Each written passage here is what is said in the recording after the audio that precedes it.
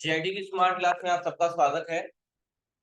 और चूंकि आज से कंपाउंड इंट्री तो खत्म हो गई हमारी, लेकिन फिर भी जो होमवर्क के तौर पे क्वेश्चन दिया गया तो वो देख लें। मतलब आज भी वही काम करना है, कंपाउंड जनरल एंट्री वाला ही। अगर टाइम बचा तो आज स्टार्ट कर देंगे आपका ट्रायल बैलेंस, जिसे बोलते हैं हम तलपट। क्या बोलते हैं? तलपट। तो क्वेश्चन है आपकी स्क्रीन पे, कल होमवर्क के तौर पे लिखवाया गया था जाते जाते, है ना। तो पहला क्वेश्चन है परचेज गुड फॉर कैश। तो ये बात तो पता चल गई।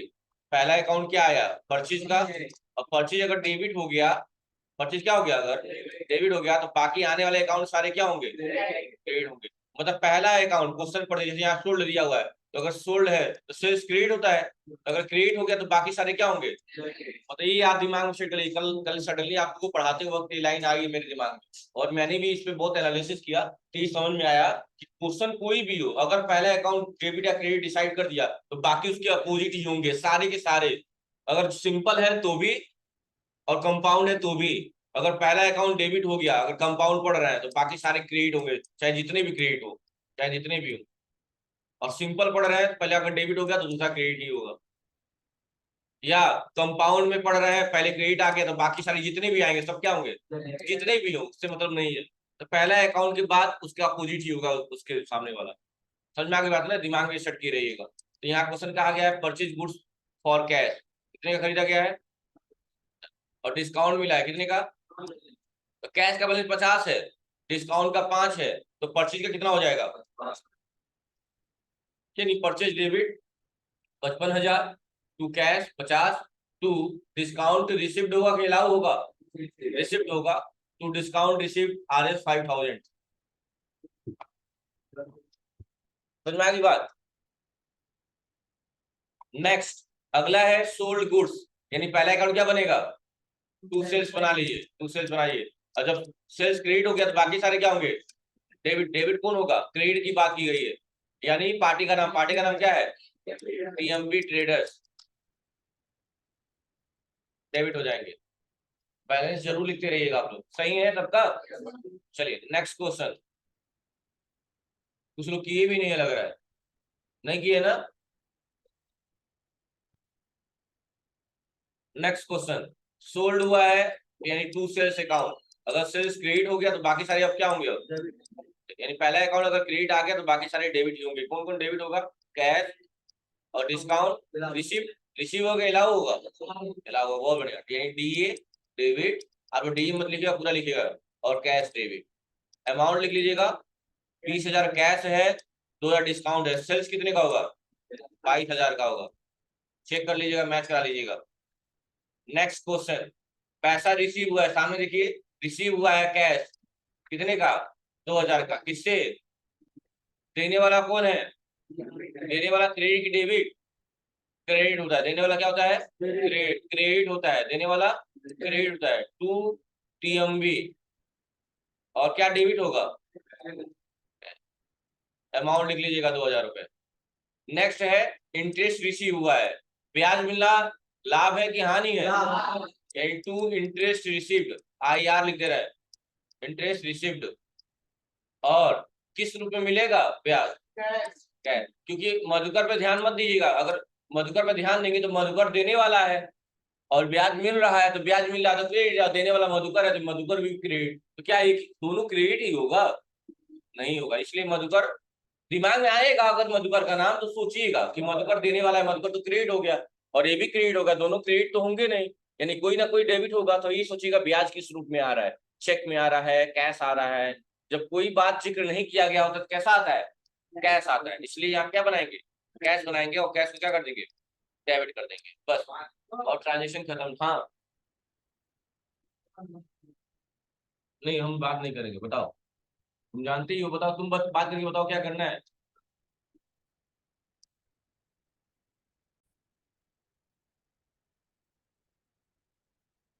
ठीक है, यहाँ तो कोई डाउट तो नहीं है ना। एक और दे दे रहा हूँ, जल्दी से कर लीजिए फिर खत्म किया जाए। ये लीजिए आपकी स्क्रीन पे, भड़कता भड़कता दिख रहा है ना? ज्यादा बड़ा हो गया। चलिए स्टार्ट करिए, नोट करना है। ये क्वेश्चन था भी, ये भी कंपाउंड का ही है। आप देख सकते हैं जब दो अमाउंट आ जाते हैं या दो से अधिक तो समझ में आ जाता है कि वो कंपाउंड है, सीधी सी बात है। यहाँ परचेज गुड्स हो रहा है, यानी पहला अकाउंट क्या बनेगा परचेज का, और परचेज क्या होता है डेबिट, और बाकी सारे अब क्या आएंगे क्रेडिट वाले आएंगे, सीधी सी बात है। तो यहाँ तो बहुत क्वेश्चन आसान कर दिया है कि परचेज किया सामान मोहन से कितने का, 1 लाख का, जिसमें से 80,000 कैश है और 20,000 उधार है। यहाँ क्वेश्चन बहुत आसान हो गया है। टू कैश और टू पार्टी का नाम, पार्टी का नाम क्या है मोहन, और यहाँ बहुत आसान कर दिया, मोहन का बैलेंस 20,000 है और कैश का बैलेंस 80,000, हो ही गया 1 लाख, हो गया कि नहीं हो गया। ये क्वेश्चन बहुत आसान था, यहाँ तीनों बैलेंस देके क्वेश्चन को बहुत आसान कर दिया था, बस हो गया।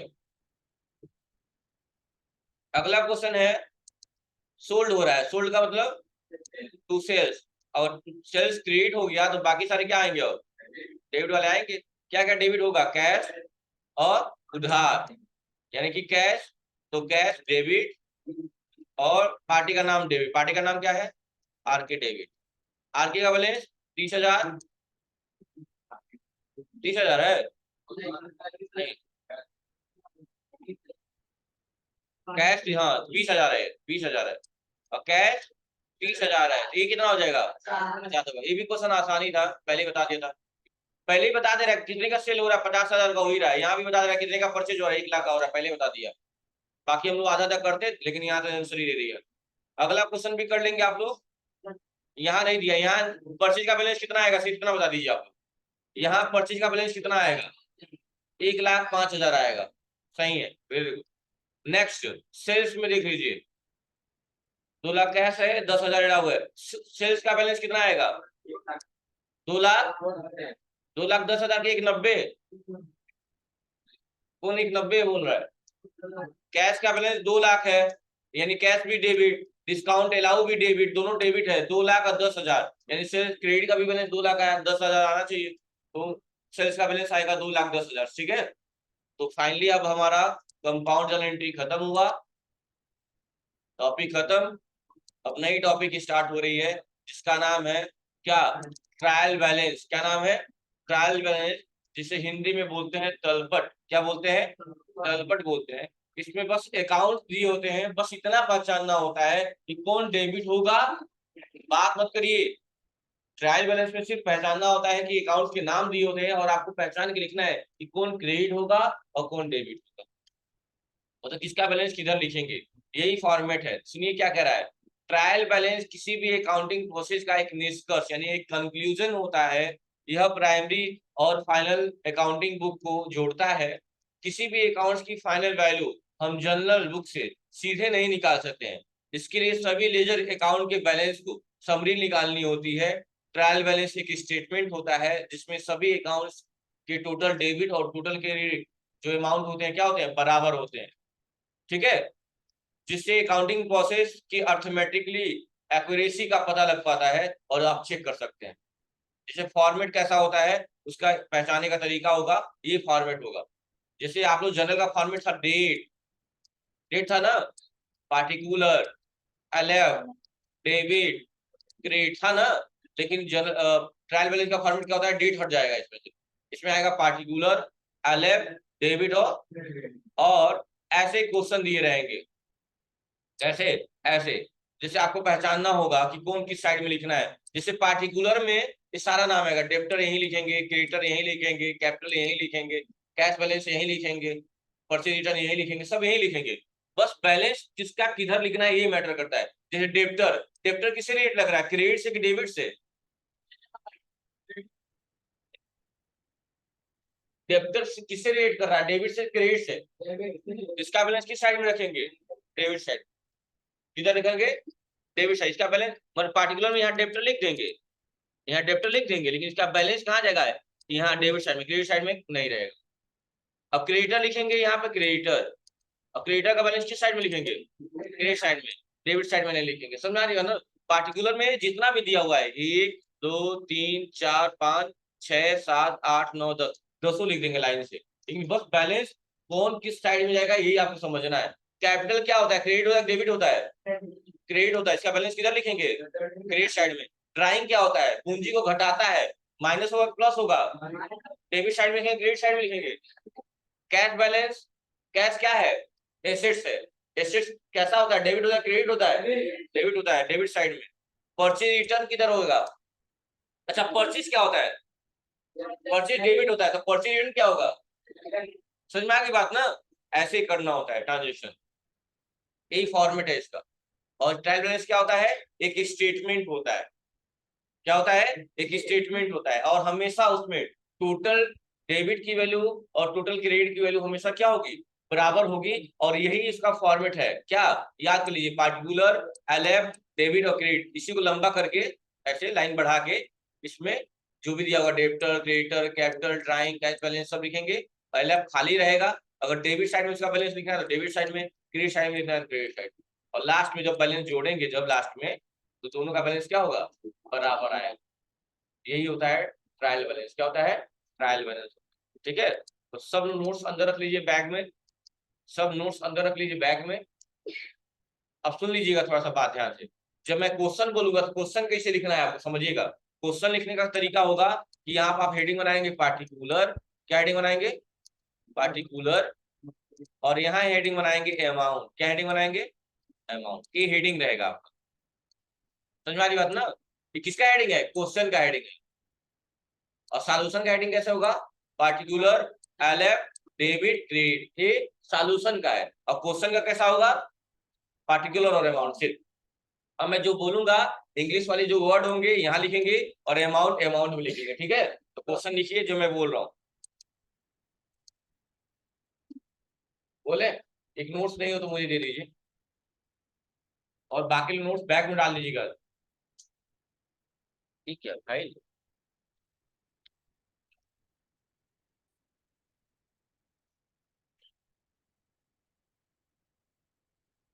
ध्यान से सुनिएगा, तो क्वेश्चन लिखेंगे आप, लिखिए डेप्टर, पार्टिकुलर साइड में लिखिए डेप्टर, क्वेश्चन बोल रहा हूँ, सॉल्यूशन आपको बाद में करना है। देखिए डेप्टर, डेप्टर हो गया, DEBTOR डेप्टर, अमाउंट लिख लीजिए 15,000, अमाउंट लिखिए 15,000, हो गया। अगला लिखिए कैपिटल, कैपिटल, कैपिटल, बैलेंस लिखिए 20,000, 20,000,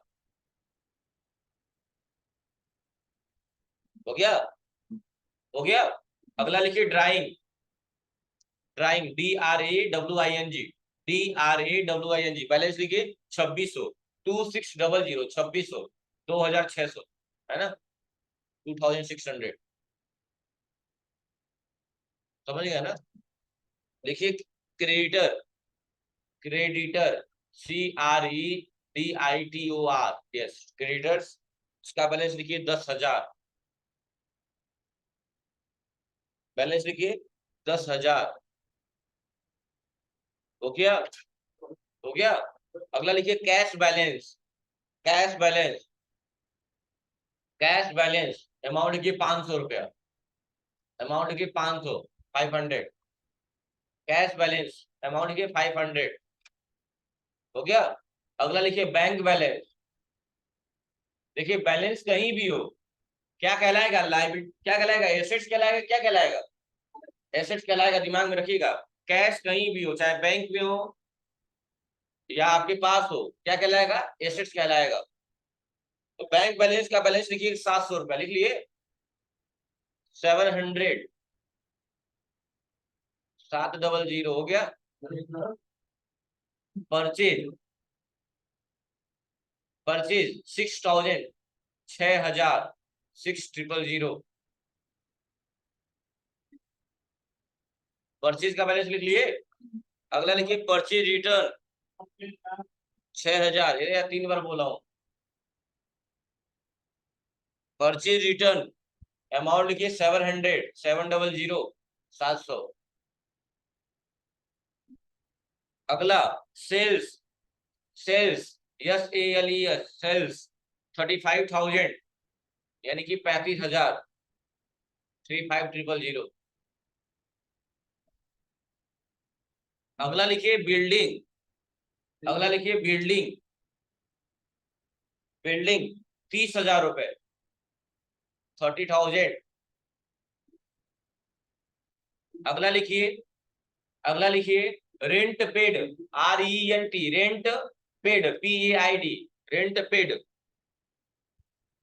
अमाउंट लिखिए 4,000, अमाउंट लिखिए 4,000, हो गया।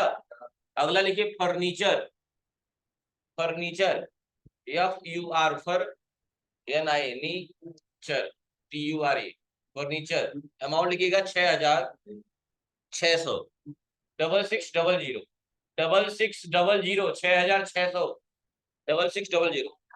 अगला लिखिए internet, sorry, interest received, interest received, interest received,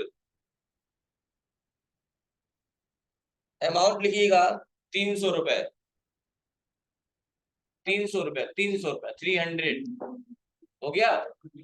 अब सुन लीजिए मेरी बात, अब आप अकाउंट जो भी लिखे हुए हैं पार्टिकुलर में उसको पढ़िए, देखिए क्या लग रहा है, वो क्रेडिट लग रहा है। अब फॉर्मेट सॉल्यूशन का बनाइए, वैसा फॉर्मेट बनाइए आप, पार्टिकुलर LF डेबिट क्रेडिट ऐसा फॉर्मेट बनाइए और सॉल्यूशन करिए, नाम पढ़िएगा। जैसे मान लिखा हुआ है रेंट पेड, अच्छा आप बताओ, रेंट देना, रेंट पेड का मतलब रेंट देना, रेंट देना इनकम है कि एक्सपेंस है?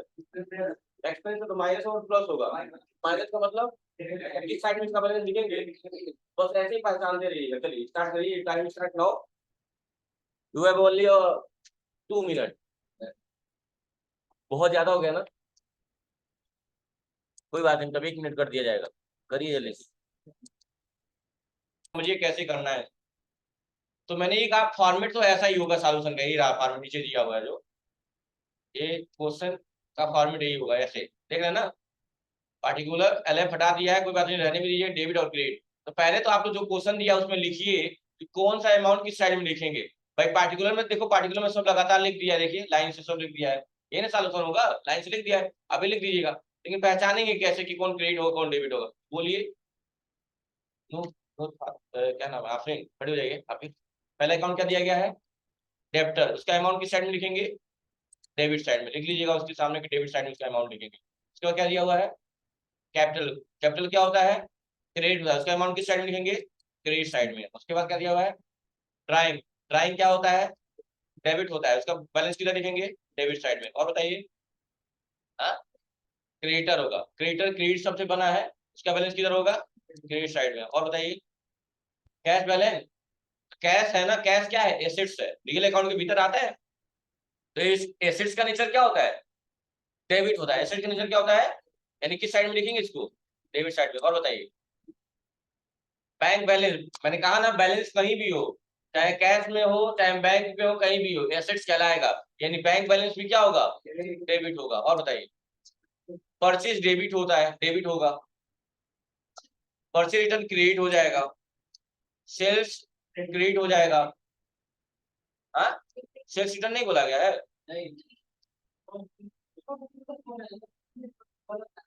वैसे तो बात आ गया है भाई,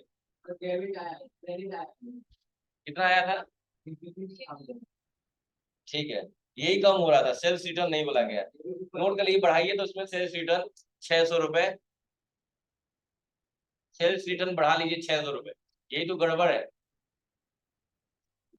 तो सुनिए, सेल्स किधर रहेगा, क्रेडिट साइड में, और सेल्स रिटर्न किधर रहेगा, डेबिट साइड में। और बताइए नेक्स्ट, नेक्स्ट बोलिए। हाँ, रेंट, अच्छा बताइए रेंट देना इनकम है का एक्सपेंस है, बैलेंस किधर रहेगा, डेबिट साइड में। और बताइए फर्नीचर संपत्ति है ना, नेचर क्या होगा, डेबिट साइड, बैलेंस किधर रहेगा, डेबिट साइड में। और बताइए इंटरेस्ट मिलना लाभ है कि हानि है, प्लस की माइनस, बैलेंस किधर रहेगा, क्रेडिट साइड में। नेक्स्ट बताइए, खत्म हो गया, समझ में आ गई बात ना। अब जब बैलेंस को जोड़ेंगे तो दोनों साइड में बैलेंस आएगा 66,000, 6, हाँ, कर लेंगे ना, हो जाएगा ना। ठीक है, देखिए यहाँ सॉल्यूशन दिया हुआ है, ये देखिए सामने, बैठ जाओ। अब यहाँ सॉल्यूशन देखिए, देखिए सामने दिया हुआ सॉल्यूशन, ऐसे सॉल्यूशन करना था, पहले लाइन आपको देख लेना था। कैपिटल का बैलेंस डेबिट होगा तो डेबिट साइड में लिखा हुआ है, क्रेडिट साइड में लिखा हुआ है, और क्रेडिटर है तो उसका बैलेंस डेबिट साइड में नहीं लिखा हुआ, क्रेडिट साइड में लिखा हुआ, देख रहे हैं ना, यही सॉल्यूशन है, तो क्वेश्चन दिया गया आपको, यही सॉल्यूशन है उसका, देख लीजिए बैलेंस कितना आएगा, 66,000 आएगा, देख लीजिए कहाँ गलती आपकी हुई थी। किसका बैलेंस सीधा लिखना है यही पहचानना होता है, यही ट्रायल बैलेंस का तरीका है। समझ में आया ट्रायल बैलेंस का तरीका? देख लीजिए जहां भी गलती हो मैच करा लीजिएगा, फाइल में भी दिया हुआ है। बस यही था ट्रायल बैलेंस। आई होप कि समझ में आया होगा। एक क्वेश्चन कल हो सके तो और कराऊंगा अपने पास से बना के, ठीक है। तो मिलते हैं अगली क्लास में। Thank you class.